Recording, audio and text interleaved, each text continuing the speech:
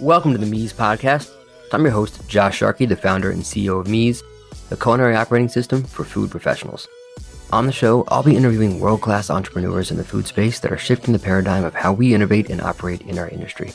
Thanks for listening, and I hope you enjoy the show. Yo, they say art mirrors life with every stroke of the pencil. I'm giving you folks a glimpse into my experience. Today, we're chatting with the founders of Burlap Barrel. It's a spice company / public benefit corp founded by Ethan Frisch and Zohar with a really unique approach to the spice market. The company is continually working towards ending inequality and exploitation in food systems that disenfranchise skilled farmers. Specifically, what that means is they use only single origin spices, and they work directly with these small farmers around the world, not only to procure their spices, but also helping them to incorporate practices and measures so that they can sustain their own packaging and exporting within their own farm to ensure that their business is economically viable. The result here is that Burlap Barrel have been able to sustainably procure some of the most incredible spices you'll ever taste, coming directly from the farmer, from harvest to jar to our kitchen. I first learned about the company through Floyd and Barkha Cardoz when they were working on their FC Masala blends. They've partnered with Burlap Barrel to produce those blends, and I tried some of the products and I was blown away. I caught up with them for this episode about a week before their episode on Shark Tank aired, and most recently I just saw a couple of their spice jars on the set of Bear Season 2, so word is definitely getting around. It would be too hard for me to call out any particular product since they're all really good, but I would just recommend going to their website, burlapandbarrel.com, and seeing for yourself. In the conversation, we talk about the origin of the company, how they were able to find and work with so many incredible small producers around the world, and there's always a lot more. So I hope you enjoy.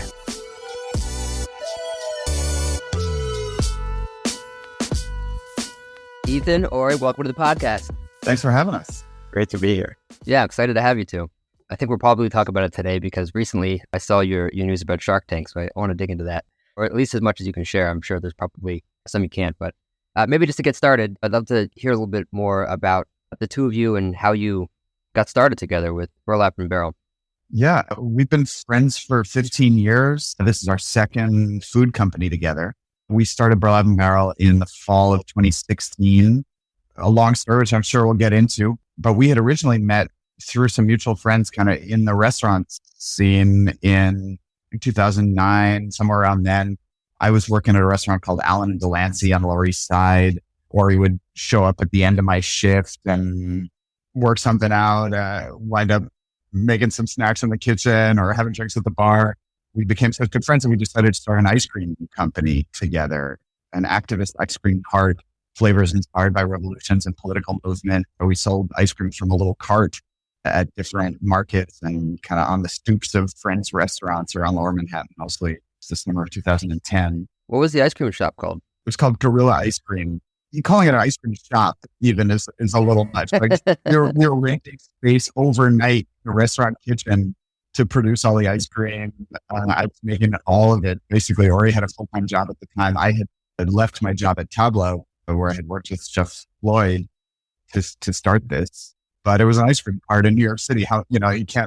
You can't run it after September anyway. We were donating our profits to the Street Vendor Project, a nonprofit that was advocating for street vendor rights. Turns out they also had a frozen, insulated kind of little push cart that we were able to borrow for them for that summer, in kind of exchange of that was the agreement. So that got stored in the basement of my building. That thing got miles on those tires, by the time the summer was over. But it went really well and it was really fun. And we got a lot of attention and kind of got to try our hands out at working together and seeing how we could kind of go from being just friends to being business partners and see what we could do to tell a kind of interesting story about ice cream in a city that has ice cream in any single corner, at any single bodega, at any single place you can find ice cream around the summer. But what could we do to do something that was different and interesting and kind of captures people's imaginations? And after 4 months of doing that, and me getting 3 cavities, somehow we kind of wrapped up that summer of ice cream, but both just wanting to find the excuse to work together again. Yeah, it sounds like it was a good testing ground for learning how to work together. Yeah, exactly. It was like, let's see, are we ready? Are we ready to really do this? And in those years, I had been working in advertising at the big marketing agencies and kind of cutting my teeth learning how to do that. But after the summer of that ice cream business, I want to do a real startup. And in my mind, that meant a venture back, blah, blah, blah. And through some friends of friends, I ended up starting a mortgage company. So my background was in business, and that's what I'd studied and had all kinds of funny entrepreneurial projects, as did Ethan too, throughout his life. But it ended up, we met some folks that ended up financing us to start a mortgage company, me and another co-founder, and we moved to San Francisco and tried to just help guide people through this really complicated and confusing mortgage process. When do you get points? What is APR? How do we use technology and a better process to have everybody kind of come together around getting you a faster, better, cheaper mortgage? And that was the classic Silicon Valley story, in that we raised a bunch of money, $32 million over 4 years. We grew and grew and grew, and we hired and hired and hired.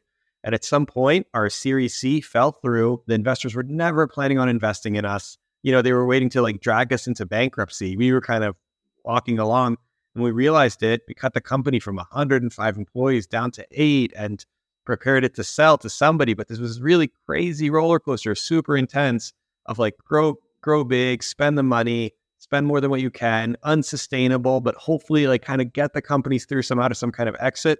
And obviously it didn't work out. We ended up selling our company to one of our investors for way less than we raised. And I kind of left that experience kind of licking my wounds and be like, oh my God, what happened here? But also learning a lot about what to do, and even more about what not to do in the world of actually running the company. And that's right when Ethan kind of jumped back into the picture finally, 6 years later, after talking about what company and what we would do next. That's where Ethan gave me fill in the blanks. So the ice cream venture happened, and then 7 years later is when you got back together to, wow. That's right. Well, I can feel your pain on the venture side. I've been running a venture-backed company. There's a lot of trials and tribulations. It sounds like you were a product of the power law. Yeah. Listen, there's good ways to use venture capital to grow your business really quickly. But we never had a real engine of our business. We were always losing money. And the more we grew, the more we lost money. And so it's not to say that venture is are possible, of course, but we just we took the money and tried to grow as fast as we could before we really knew what we were doing in the mortgage company and had a product that people really loved and all that. And I know one of the things that I really learned was that some of this stuff is really transferable when you're running a business. It doesn't matter what kind of business it is. You're making decisions on prioritization, on focus, on hiring, on team, on pricing, on customer service and all that stuff. And so whether you're running an ice cream shop or a mortgage company or a spice company, I got better at it with every kind of version of it. And so it was a really useful experience that kind of made me a better entrepreneur, cutting my teeth at each of those phases. I bet. Well, so we sort of learned a little bit of the impetus why you started this ice cream shop together. Why did you start Burlap Barrel? What was the catalyst for that? Yeah, I had left New York after Gorilla Ice Cream to go to graduate school for international development. My undergrad degree was in history and political science. I wanted to be an aid worker. So I went to London to get a master's degree in international development, lived there for a year. I cooked in a funny pub in East London, cranking out Yorkshire puddings and Sunday roast while I was in grad school. And then after that, moved to Afghanistan, where I wound up living for about 2.5 years. I worked for a big nonprofit, visiting and writing reports about construction projects that we were funding in really remote rural areas in the mountains in the northeast of the country, in a province called Badakhshan primarily, but really drive up a dry riverbed for 5 hours to get to a little village where we were building a school, and sit down with the governing council of the village, meet with them about what was going on with the construction project. And I wound up eating at a lot of little roadside restaurants or people's homes, or going to markets on the road, because I traveled all over northeastern Afghanistan, and variety of wild cumin that grows in the mountains. I had never tasted anything like it. I'd worked at Tabla. I'd worked at other places. I thought I kind of knew my way around the ice cabinet, and then I just never tasted anything like it before. So I started bringing it home, along with all kinds of other stuff, dried fruit and nuts and honey and saffron and all kinds of other cool ingredients, particularly from Afghanistan. But the cumin was really the star of the show. And I started sharing it with friends in the restaurant industry, and the response was very enthusiastic. I realized that even the best restaurants in New York City could get anything they wanted in terms of meat or dairy or truffle, all kinds of other crazy ingredients. Spices, there were no good options, and you could buy the same kind of commercial crap that you find in the supermarket, often worse. Right? Restaurant supply companies were often selling something that was lower quality than a supermarket product. And that was where we started pieces together. I called up Ori mean, this took several years, as you mentioned, to get through. I probably started bringing cumin home in suitcases in like 2012, 2013. And then finally wound up launching the company in 2016. But that cumin was kind of the realization for us that there were high quality spices being grown around the world, often in countries where the people who were growing really needed access to funds, were really ready to grow their businesses, but didn't have access to the market to do that. And that we found out there was a market that, especially initially with professional chefs, they were interested in those kinds of things, in those kinds of products. Wow, I love that, man. Yeah, well, I definitely want to dig into a lot of the ingredients today. Maybe we can start with the sourcing and how you're finding these spices, because it's really incredible. And we have to talk about the wild cumin, because it's one of the many spices, of course, I have in my cabinet from Burlap Barrel. And I literally just sometimes just chew on it, because it's, how often can you actually chew on cumin? But like with those seeds, you can. But the way that you source is probably one of the most incredible parts of the business. And it really sort of opens up this world of thinking about spices in a different way, because as you said, we're so used to this commoditized group of spices that we get in the restaurant, these giant plastic jugs of cumin and black pepper, and it's all very sort of cookie cutter. And at Burlap Barrel, you can go on the website and you see that there's these varietals of all of these spices. And there's also, it seems like maybe even just single crop, purchases that you're doing. So you want to talk a little bit about like what your process around how you're sourcing these spices? And I believe you're buying it when you can, like the entire crop from a farmer. And I'd love to hear sort of how that works. Yeah, that realization was exactly where we landed in probably the summer of 2016, that the spices available both to professional chefs and home cooks were craft. There was no appreciation or even awareness of the agricultural process behind a spice. Spices are plants grown by farmers or in many cases foraged wild. But even black pepper or cinnamon, things that people use and eat on a daily basis, people know nothing about where they come from or how they're grown. And the reaction that I saw to that cumin, especially, really that stuck with me. So we started to see if we could find other producers in other countries who could provide spices of a similar kind of quality level, but also a uniqueness. We connected with a cooperative of farmers in Zanzibar, Tanzania, Indian Ocean, growing incredible black pepper, cloves, cinnamon, nutmeg. Through an NGO, we met a cardamom farmer in Guatemala. So those were our first suppliers. We really didn't know what we were doing. We had no experience in import-export and the spice trade and in any of the pieces of this puzzle that we were going to need to put together. But we just went for it. We ran the business out of my apartment, my one-bedroom apartment in Queens for the first year or year and a half. And so hold on. I have to just like understand, how did you get in a hold of these farmers? The folks in Afghanistan I met while I was living there and started working with a former colleague to kind of buy from these village-based co-ops. I mean, very small quantities. You're buying a few kilos at a time, maybe. And then the Zanzibar co-op I met through a Tanzanian American friend who was working on a direct trade coffee export.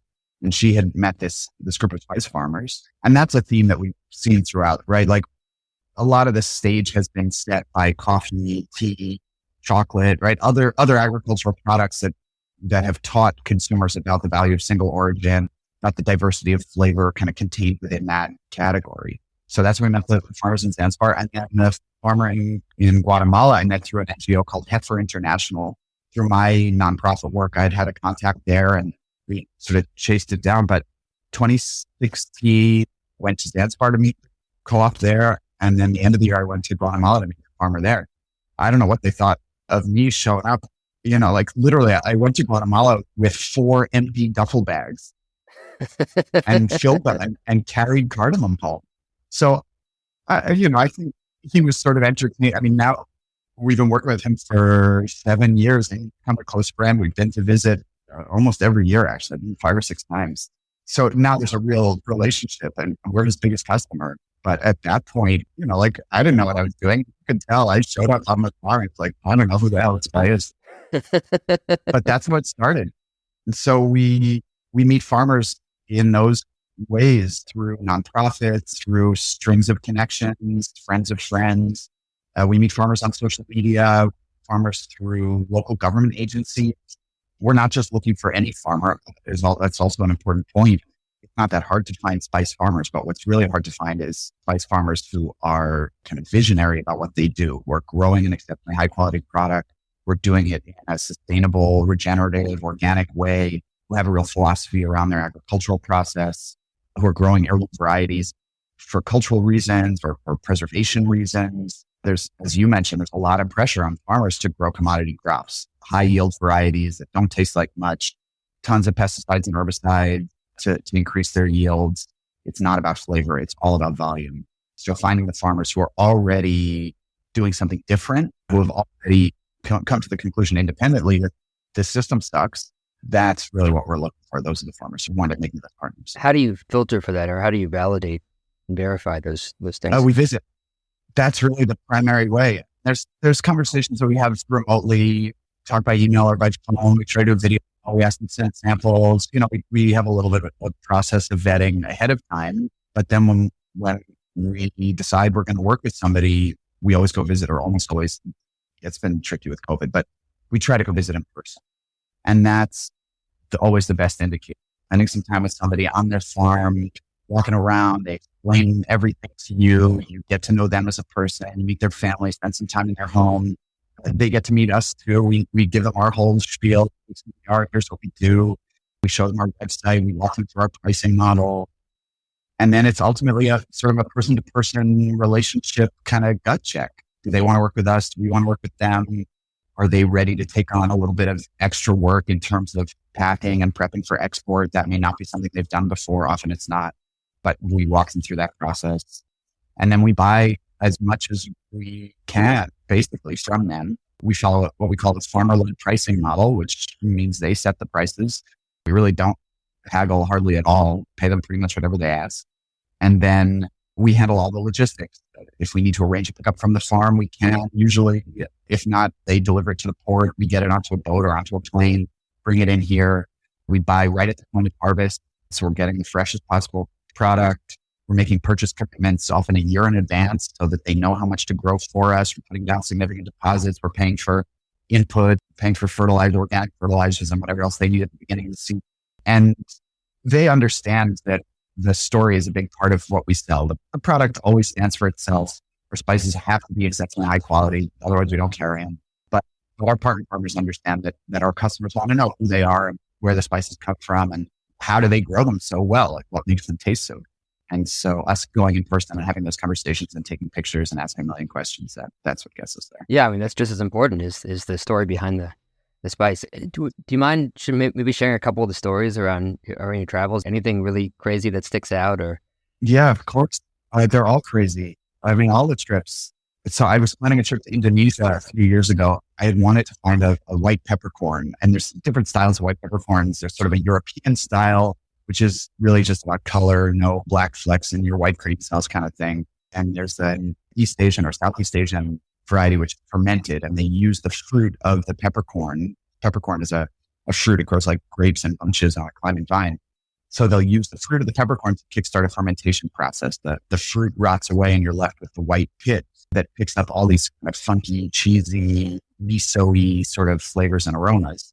So I had wanted to find a particularly funky fermented white peppercorn, and really randomly, a few weeks before my trip, I got an email through the Contact Us form on our website. Dear Ethan, I am a white pepper farmer on the island of Barkha in Indonesia. I would like to sell my pepper to you. I was like, buddy, you are not going to believe this, but I'm going to be there in 2 weeks. So I went to the farm. I had planned to go to that island anyway. The island is famous for its long fermentation process of the peppercorns. And I visited, and not just him, but I probably visited a half dozen other farms at least. And he was far and away the best, both in terms of quality, but also in terms of that sort of entrepreneurial spirit, right? That hustle to find us online, reach out to us, want to make this happen. And we've been working with him and his son for 5 years, 2017 or 2018, where we made our first purchase from them. So that's one story. We went to visit our partner peppercorn farmers in central Vietnam too, which not only is a long flight and a drive and a this and a that, but then we get to the farm. And I think that's what we talk a lot about. We talked about like us getting the farmers' trust, right? I think that's super important that like they're used to selling to the same people and families that they've been selling to for years, for generations even. And so we're coming in here as foreigners, and many farmers have also like terrible stories of a foreigner coming in, promising a lot, under-delivering, cheating them, or just kind of being a different devil, right? And they've known. And so we went and we stayed on the farm and we slept on the farm. We even went and they said, come, we'll pick peppercorns. And so they gave us all this protective gear, which was very funny because they don't use any of it, but they were trying to protect us. And we spent half a day picking peppercorns. And eventually they said, all right, let's go up the ladder and let's pick the peppercorns that are a little bit higher because peppercorns are the fruit of a climbing vine that grow in bunches like grapes. And we started climbing and this ladder's wobbly and we're up 20 feet. And we're saying, are you sure this is okay? They said, yeah. This holds 4 people on it. And what we learned is that 4 Vietnamese people is not equal to 2 American men. And right as I took a step to the top of the ladder, the whole thing buckled. We got thrown to the ground, and it's nothing that a lot of beer on the farm could fix. But we stood there, and it's just spending the time. It's getting to know them and their families and the process and what they do. Because as Ethan mentioned, normally the farmers are just selling to like somebody else that collects the spices, somebody else that cleans the spices, somebody else that dries the spices, somebody else that grinds the spices. And we're working with the farms to say, can you do all this yourself? And can you manage it? And if that happens, so much more of the value can stay with you. The price doubles, triples, quadruples of what they can kind of keep in their farm, in their community. And so it really changes it. But you can't do that over text or over WhatsApp or over a phone call. Like us being there and having dinner with them and spending time on the farm is really the thing that connects the dots between our 2 worlds and sets up a really good working relationship because we don't have contracts. We're not going to sue them. We're not like, it's really a relationship based on mutual trust and a mutual benefit of us working together. Also just sounds like just a lot of fun to travel all these places. Was that like near Da Nang in central Vietnam or somewhere outside of Da Nang? Or? The farm is in Dak Lak, so like northwest maybe of Da Nang. Oh, okay, gotcha. Something like that. It's a coffee growing region. And actually they intercrop coffee and peppercorns. The peppercorns provide the shade for their coffee bushes. Oh, that's cool. There's probably a million of these ingredients that you are in love with. Any ingredients that you're like super excited about right now? Or yeah, we last year rolled out a line of what we call origin blends. So looking for ways to support our partner farmers to add more value at origin, we stumbled on the idea that they could produce blends for us, often sort of traditional recipes, iconic blends. So we were able to get an amazing Turkish blend, a kofta baharat, blend of 2 different chilies, cumin, allspice, and garlic, a kind of a meatball and kebab blend from a 4th or 5th generation spice blending company in the Istanbul Spice Bazaar. We're working with a co-op of farmers in France, in Provence, for Herbes de Provence. Oh, cool. A co-op that not only grows the herbs themselves, but also dries and blends them into a sort of a traditional ratio for Herbes de Provence without lavender. There's no lavender in our Herbes de Provence. A za'atar from Palestine, a 5-spice from Vietnam. We have a new set of origin blends coming from Zanzibar, a curry, to do some traditional spice blends. I saw that 5-spice. I didn't realize that Vietnam had like a 5-spice blend that they do. I just assumed that was always just a Chinese. Is it the same ingredients? Maybe historically, going back far enough, it was Chinese, but it's spread all over Southeast Asia for sure. And the recipes are a little different, right? Based on local ingredients. And Vietnam just has such an amazing spice culture. A lot of spices are grown in the country, used throughout the cuisine. And we have really great partners there. So that's why we wanted to do a Vietnamese 5-spice. It has a character that's a little bit different, maybe a little more savory or a little more, it's got a wild relative of the Szechuan peppercorn in it called makken, which gives it a little bit of like a citrusy, tingly character. It's a cool blend. I'm a little annoyed with you guys because I get a few spices on Burlap Barrel that I'm like, damn, there's more I need to get. I just keep ordering more of them. And I haven't gotten this one, so I'm going to have to. We really need to start making spice racks. I think that's the next step for the business is to start building storage. That's a great idea. You should totally do that. But is that blend the Vietnamese 5-spice? It's still like the star anise and fennel and clove and cinnamon. Is it same stuff, just different like variety of spices? Yeah, exactly. Maybe a slightly different ratio sort of for the Vietnamese style, but the number 5 in the name applies not to the number of spices in the blend, but the number of flavors, the 5 traditional flavors in Chinese cooking. So it's sweet, salty, or pungent, and hot, I think, are the 5. So whatever the local ingredients are to match those 5 flavors. But there's, I think, 9 spices. Yeah, I think it's savory is the other one, right? Salty and savory. I can't wait to try that one. Anise seeds is probably like one of my favorite spices.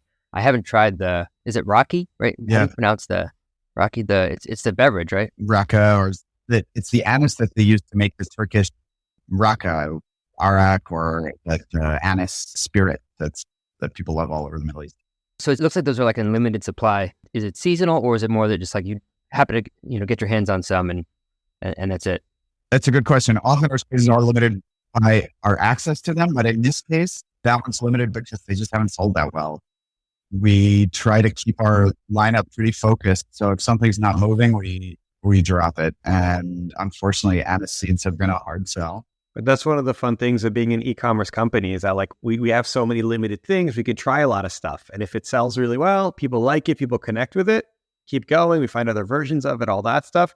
And if it just could be a specialty thing that we bring in a couple times a year. If you want it, come and get it. And if not, then it's not going to be a regular stock. But we have this like unlimited shelf space that we can really play with and bring a lot of stuff that you would never find in your grocery store, because your grocery store would be crazy to stock it. But we're a single origin spice company, so we can do what we want online. Yeah. And anises, I feel like they're really underrated. I just put them in salads. I mean, they're crunchy, raw, you don't do much to it. I love them.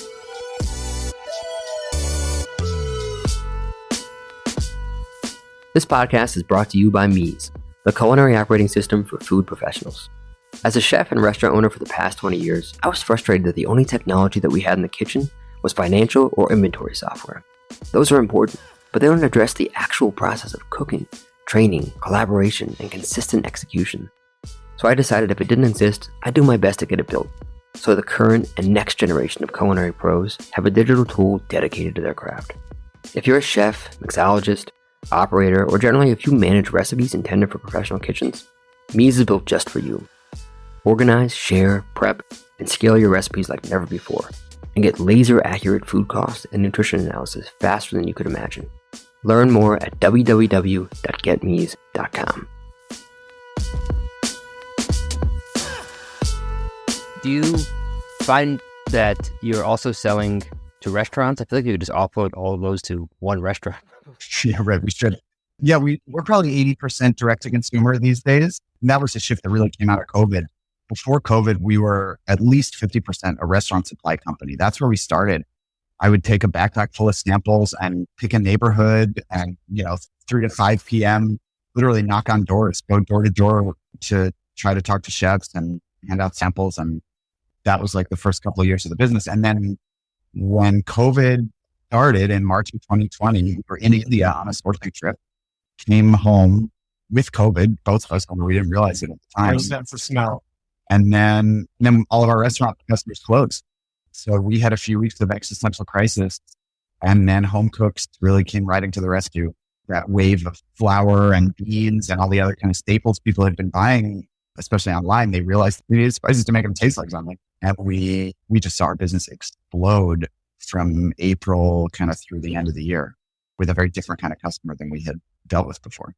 And is that now starting to even out again with restaurants and direct consumer, or is it continuing to just be primarily direct consumer? We had always wanted to also just make sure that we could kind of sell to home cooks and do various things, because like so many people told us to like just focus on one thing. You can't build a company that does many things to many people. And here we are, 2 people selling to restaurants, selling to home cooks, selling to grocery stores, and selling to like bulk manufacturers. Like we were just happy. Like, you want to use our turmeric?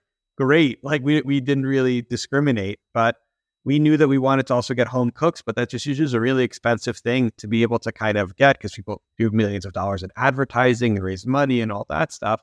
And so restaurants have definitely kind of come back kicking, and it's been really cool to see that.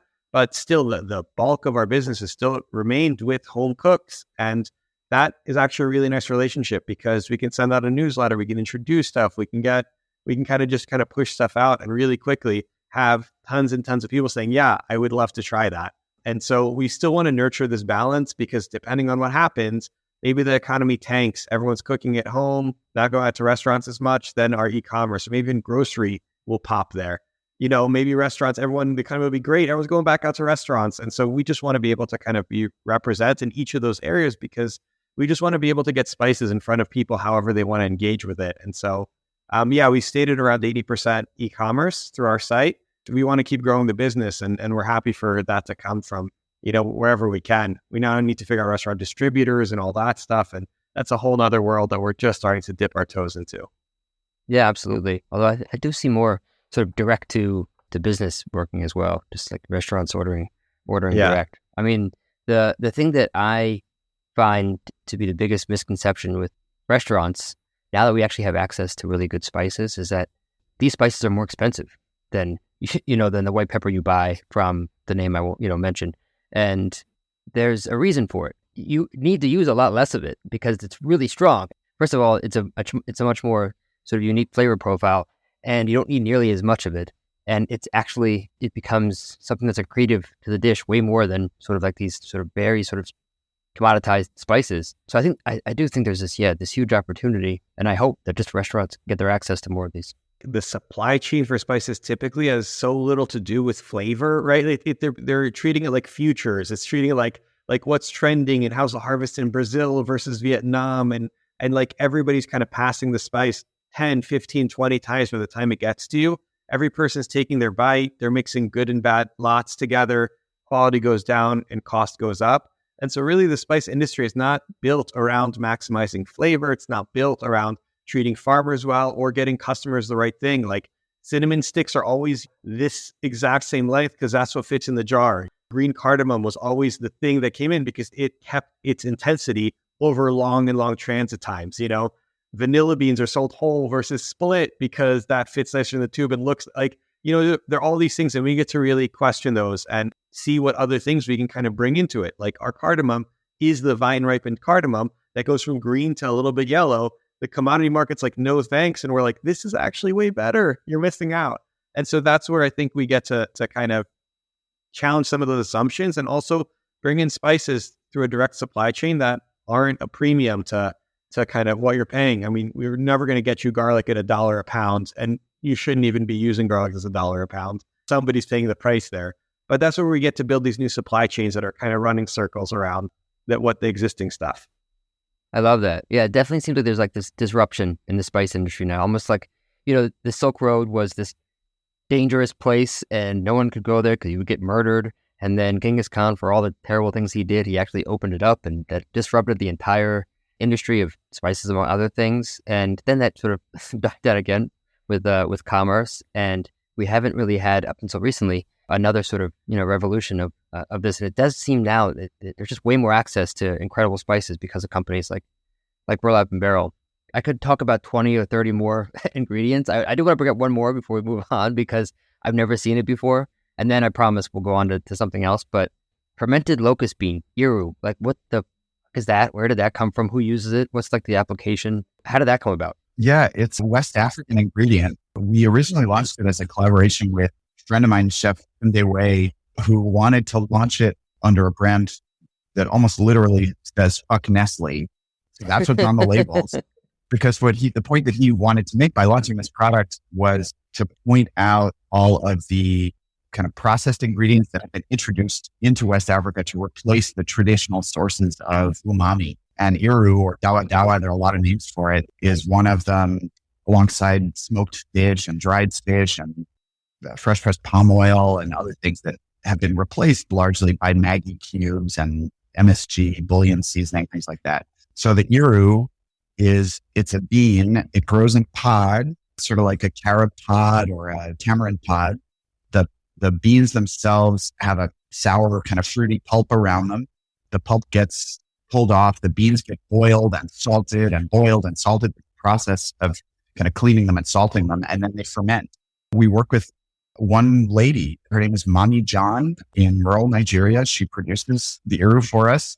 The trees grow kind of more or less wild in the area, and she'll go out and harvest, and she'll buy from other people who are harvesting, and then she does the processing herself in a shack. I mean, in a very small operation.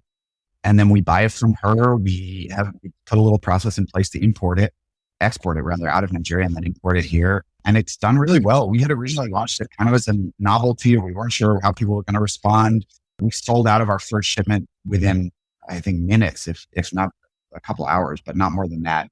And it's been a consistent part of our lineup ever since. You would use it almost the way that you would use sort of Chinese fermented black beans or miso or other kind of fermented bean products from other places, Oh, interesting. adding a little bit into a stew or a sauce, a pot of beans, anything that's going to cook slowly for a long time. And it just adds this base note. It's a little chocolatey. It's a little mushroomy. It's a really cool ingredient. Wow, that sounds incredible. I'm like writing down my next shopping list of what I'm getting at Burlap Barrel. Okay, I'm going to stop asking about ingredients because that will be another couple hours of this. Maybe we could talk a little just generally about sort of the spice industry. I do think, like we were talking about, that there's this change happening. But what do you two see as the future of the spice industry looking like? At least in America, let's say. We joke that the spice trade is the oldest industry in the world. People trading spices goes back thousands and thousands of years. But what is unprecedented really about our approach is that farmers have never known where their product is going once they sell it. They sell it, like Ori mentioned, to a local buyer, an intermediary, a middleman of some kind. It changes hands a dozen times, but the farmer's out of the picture. They don't know where it's going. They don't know how much it's being sold for. They don't even know how we're using it at its final destination. So it's great to talk about traceability from the customer's perspective. Customers want to know where their food is coming from. That's amazing. But farmers also need to know where their food is going. That's what puts them in a position of power to make decisions about pricing, about quality, about all kinds of factors in their businesses that previously they just had no real ability to make those decisions. They didn't have access to the information.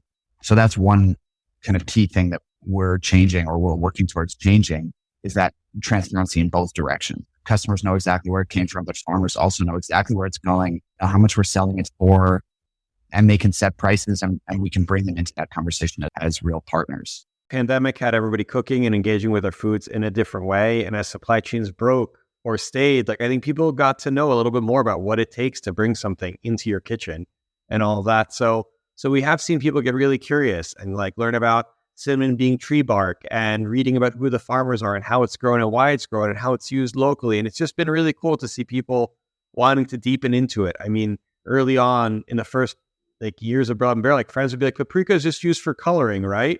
And it was like, no, not really. I mean, maybe what you have in your home, sure. But I think that's been really fun is to just see that people have been really interested in this and not in a foodie coastal way. Our customers really tend to be women. They tend to be in their 50s and 60s. The e-commerce, the people buying from our site, they tend to be older and less city-based. And they tend to be excellent cooks and they probably don't have lots of local specialty stores around them. And so all of a sudden, I was talking about how TikTok is shaping food and all that stuff, but I really would argue that middle-aged ladies are having a much bigger influence in the shape of food and especially around e-commerce. And so it has been really cool to see kind of just this access happening across the country, people bringing it into their own homes if they can't get it nearby. And we just really want to be part of that story. Look at Rancho Gordo sending heirloom beans all across the country. Look at all the new meat delivery companies. Look at all that stuff. Not all of it is economically efficient or anything like that, but it is really interesting that some of those customers, it's not just for people living in big cities with high population densities and all that stuff. So that change has been really cool to watch.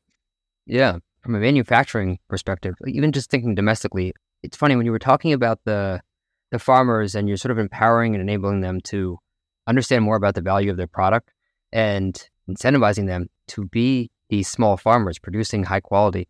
It's almost the antithesis of this in America.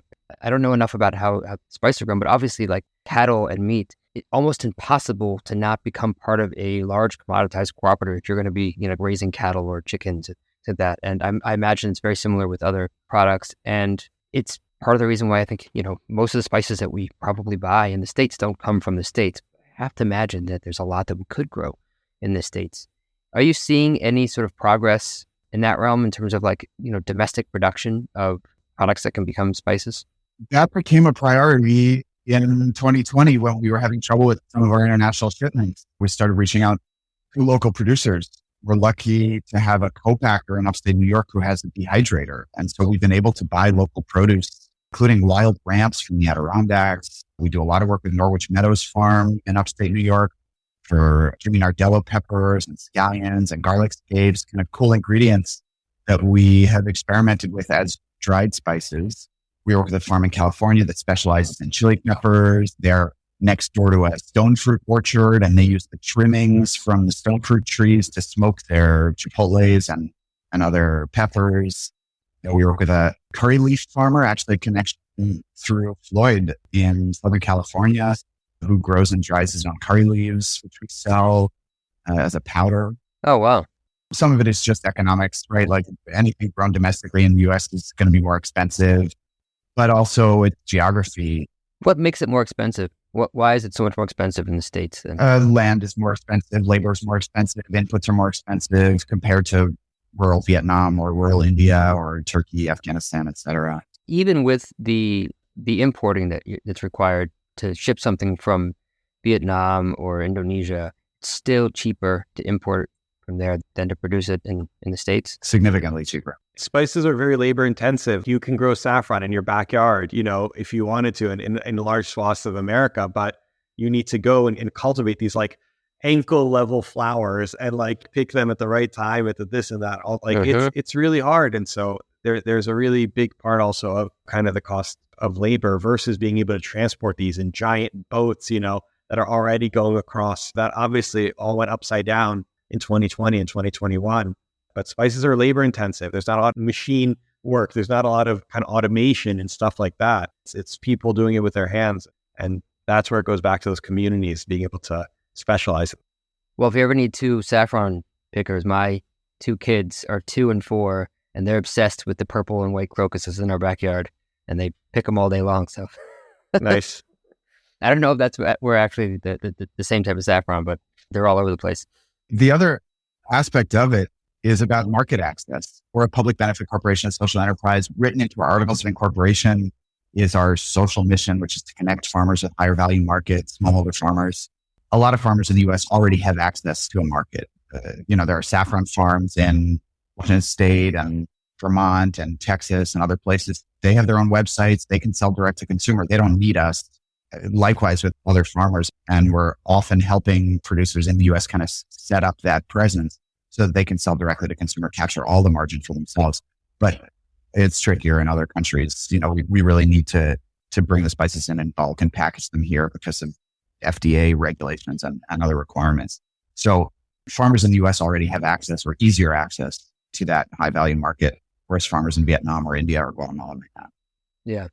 Have you seen any environmental impact or things, with climate change or anything that's impacted your ability to source spices, in the last 5 or so years? Yeah, definitely. Zanzibar, especially, their seasonal cycle of the dry season and the rainy season is all out of whack. They've had kind of the edges of tropical storms or hurricanes come in and put a lot of rain down on the island at a year when they wouldn't normally have it. It can delay harvest seasons by months potentially or destroy harvests. So the seasons used to be predictable and they're not anymore. The recent earthquakes in Turkey really destroyed the heart of Turkish chili production. That part of the country is where the best chilies come from. Our suppliers' warehouses were totally destroyed. Inventory was lost. Machinery was destroyed. People were killed. And it's going to be a real challenge to get them kind of back up and running. That's not climate change related necessarily, but it's definitely government lack of regulation or enforcement around building regulations. It's an earthquake-prone region, and they rush to urbanize and industrialize.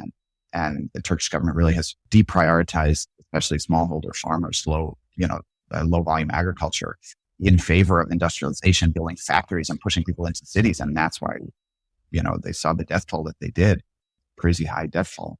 So the collapse of the government in Afghanistan, we have continued to import cumin. We have our second shipment arriving today or tomorrow from Afghanistan after the Taliban took over. But it's really tricky. It's complicated to spend money. It's complicated to pay people, complicated to do all of the regulatory work, the registrations that we need to do to register our suppliers there. And then the logistics of getting it out of the country are always changing. We just never know what we're going to deal with the next year. So there's a lot of ways that climate change, that geopolitics interact with our work, but that's just part of what we do. When you're using these spices in the kitchen, just to be able to be thinking about these things, I think is really important because there's so much that goes into getting that spice to your table. Yeah, so much. People have no idea the amount of work, the amount of care, not just us. We're coming in kind of at that last 20%. The spice has been grown and dried and packed. We bring it in and put it into a jar. But cinnamon trees, really good cinnamon trees will take 15 or 20 years to mature. So a farmer is tending essentially a forest, and there's an intergenerational cycle where parents are planting cinnamon trees that their kids will harvest. We met a farmer in Vietnam on our first trip there a few years ago. She walked us around what looked like a forest, but was a farm, a cinnamon farm, just a lot of big cinnamon trees. She had just given that plot of land to her daughter as a wedding present. An investment that she had made literally grew over a decade or more to provide a real source of income for her children. Wow. And so there's so much work and skill and knowledge. You asked earlier how we know who the right farmers are to work with. One of the ways that we know is when you ask a farmer a question. A lot of farmers, and especially like commodity farmers or farmers who are just sort of doing it for the volumes, will say, I don't know why I do it that way. I just always have done it that way, or that's how everybody does it. But a really good farmer, if you ask a question, will talk your ear off. We'll give you a 2-hour lecture on every little detail of why they do it in that way, and why they plant them this far apart, and why they harvest at this point in the cycle, and why they use these seeds or these other inputs, manure or other fertilizers. The farmers who have that level of knowledge and passion are always the people who want to be working with.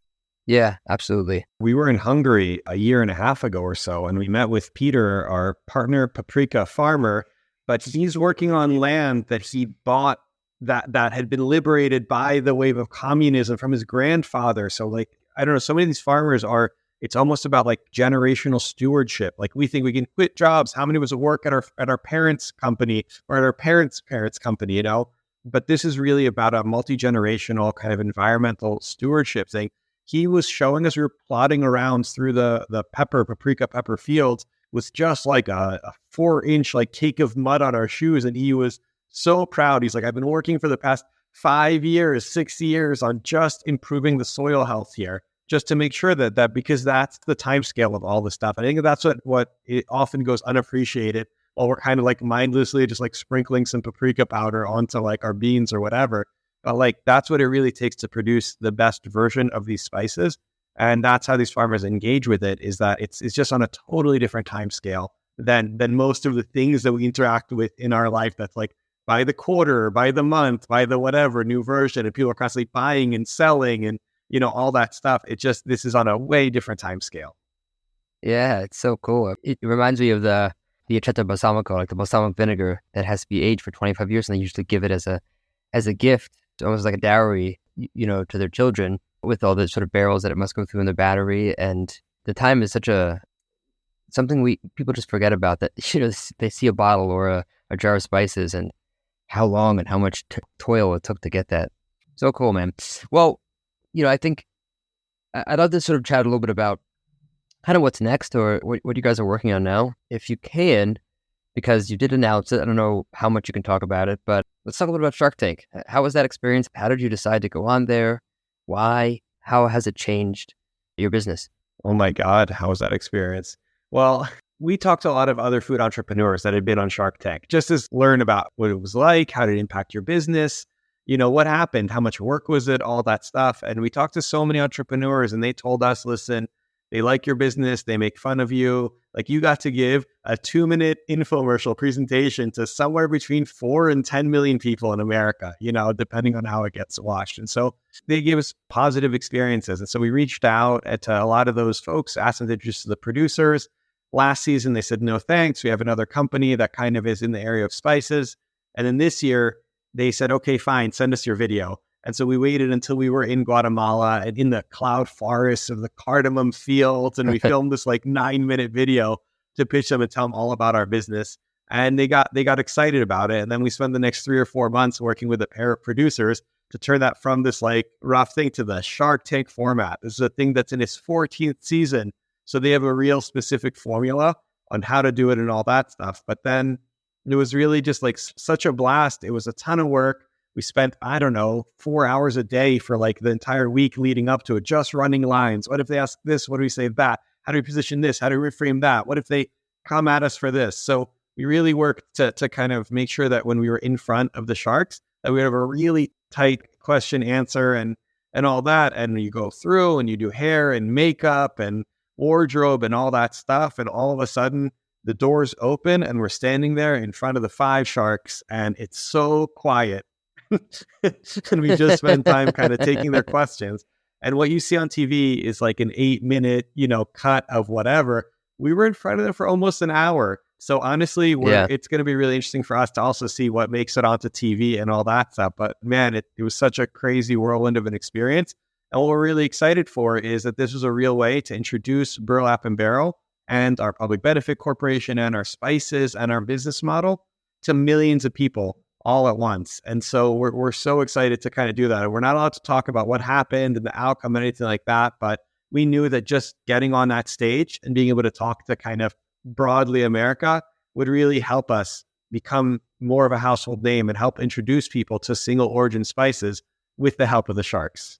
Love it. And when does it air? April 7th at 8 p.m. at whatever your local time is. And so, yeah, that's what we're really excited to watch it for ourselves / embarrassed, because who knows, you're not used to hearing your voice on your own podcast, but we're going to just be cringing pretty strongly the whole time it goes. I can't wait, man. That's congratulations. It's really exciting. It doesn't really matter what happened. To your point, the fact that you were on there, the fact you're able to talk to that many people. Yeah, and it's really commendable what you went through to get there. And I'll tell you, they give us a 3-week heads up before the episode airs. Like they're always like, it may not air.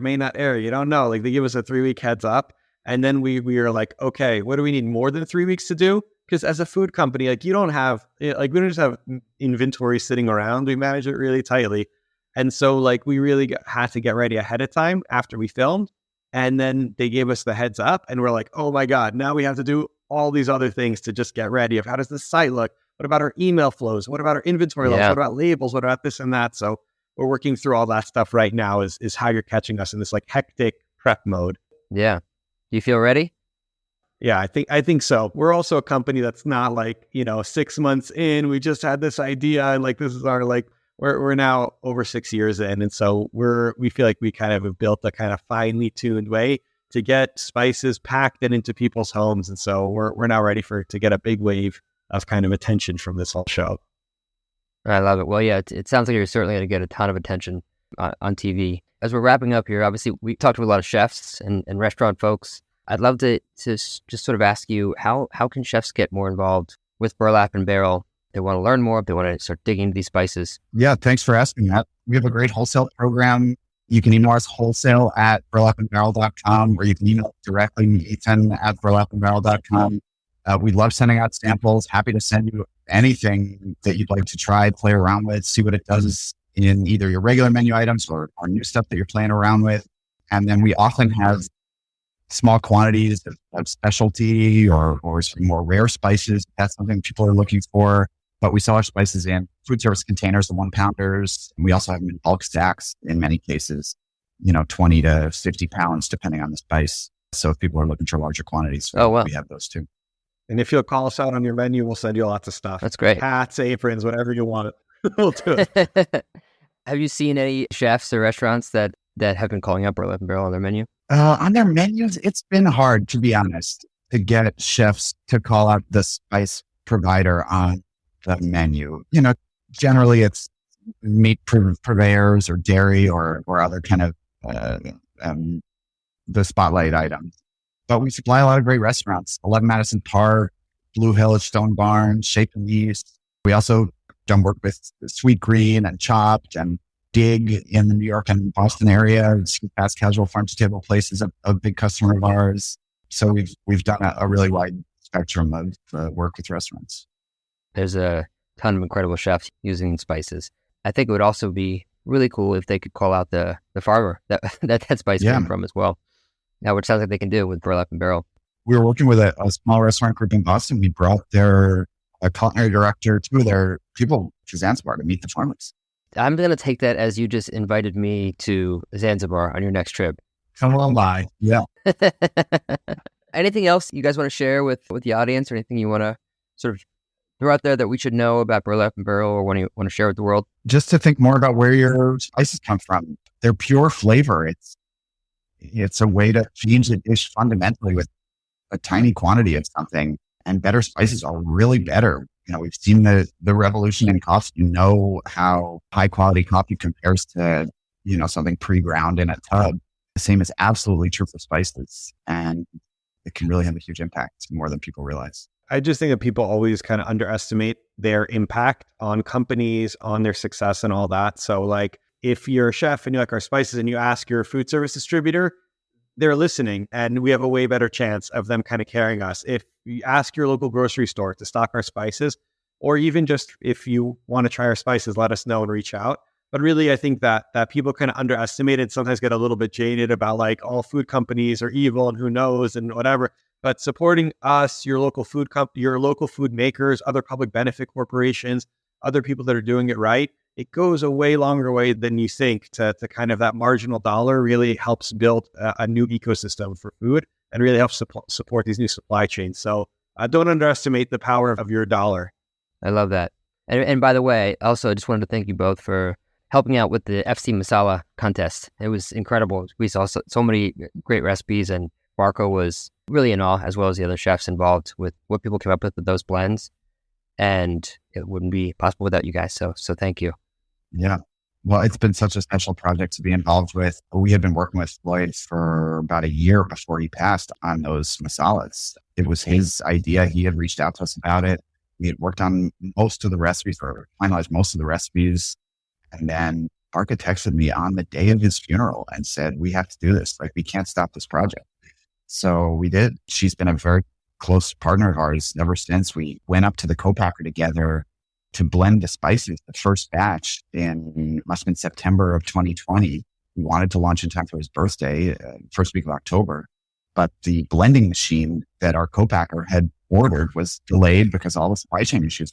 We wound up blending 250 pounds of each blend, 3 different blends by hand in these huge tubs. Ori, me, and Barkha, each one of us was in a tub with plastic gloves up to our elbows, mixing these spices by hand, like playing in the sandbox. It was crazy, but she was going to get it done no matter what. And we were ready to do anything we could to help her do that. So that's how we made it. But they've consistently been some of our best sellers ever since. I think a testament to his reputation, his name, and then the quality of the blends. You know, he had created these over decades of work in kitchens, fine-tuning his recipes, and it really shows. Yeah. We just had the anniversary of him passing too, so this will be in honor of him. Well, thank you both. This was awesome. I learned a bunch. I'm sure everybody did. So thank you, and I look forward to our trip to Zanzibar. Yeah, you're on. Thanks for having me.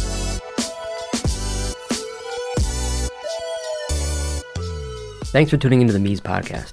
The music from the show is a remix of the song Art Mirror by an old friend, hip-hop artist, Fresh Daily. For show notes and more, visit getmees.com/podcast. That's GETMEEZ.com/podcast. If you enjoyed the show, I'd love it if you can share it with your fellow entrepreneurs and culinary pros, and give us a 5-star rating wherever you listen to your podcasts. Keep innovating, don't settle, make today a little better than yesterday, and remember, it's impossible for us to learn what we think we already know. See you next time.